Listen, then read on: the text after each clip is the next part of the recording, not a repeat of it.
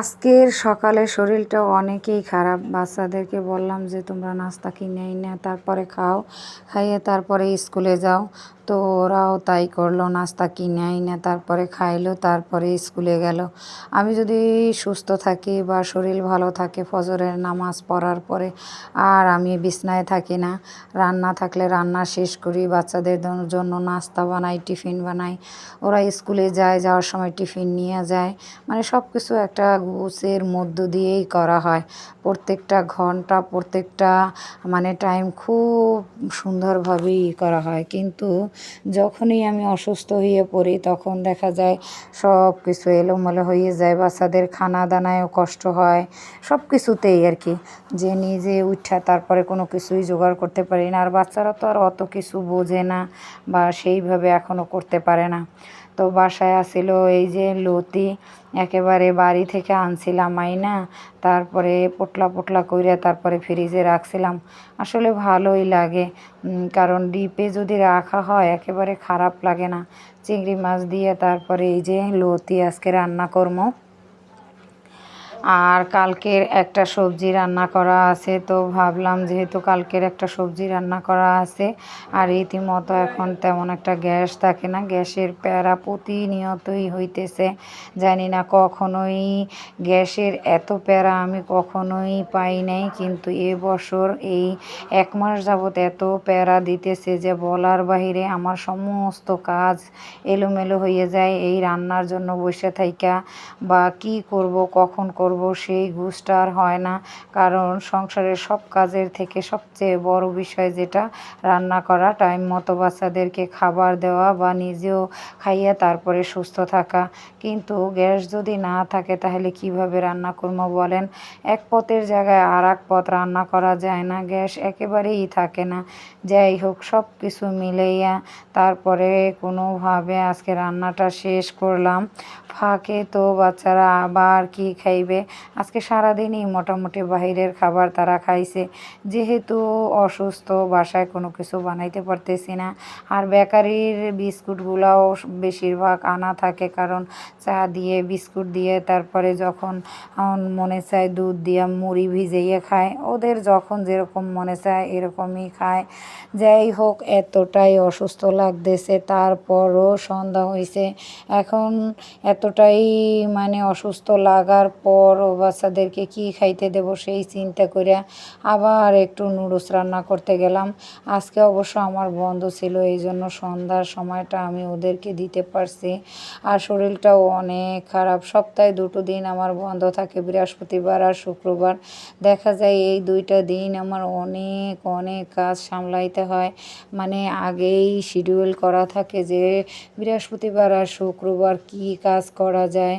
তো সেলাই কাজটাও অনেকটা আগাইয়ে রাখতে হয়, কারণ সপ্তাহে আর যে 5টা দিন আমি তেমন একটা বসতে পারবো না।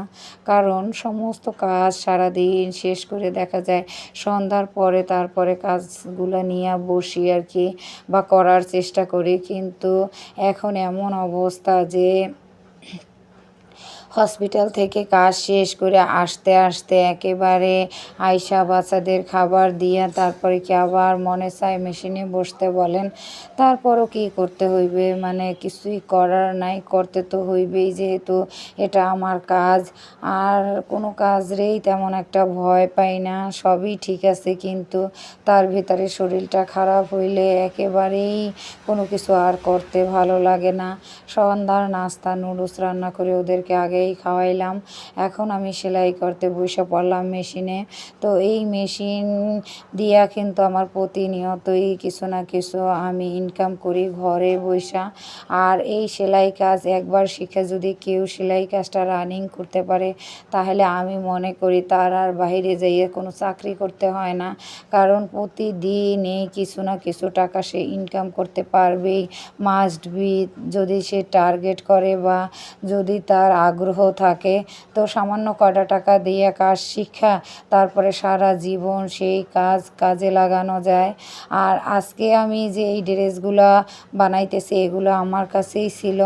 এক আপা মানে ভিডিও কলে তাকে দেখাইছি, তারপরে সে পছন্দ করছে 1200 টাকা করে এই থ্রি পিসগুলো সে নিয়েছে দুইটা। তো আমি ভাবলাম যে যেহেতু সে নিয়েছে তাই তাড়াতাড়ি একটু তারে বানাই দেই। আমার একসাথে দুইটা কাজ হয়, সেলাই কাজের সাথে সাথে আমি যে থ্রি পিসগুলো আমি নিজে বিক্রি করি সেইগুলো আবার কিন্তু আমার কাছেই কাস্টমার বানাইতে দেয়।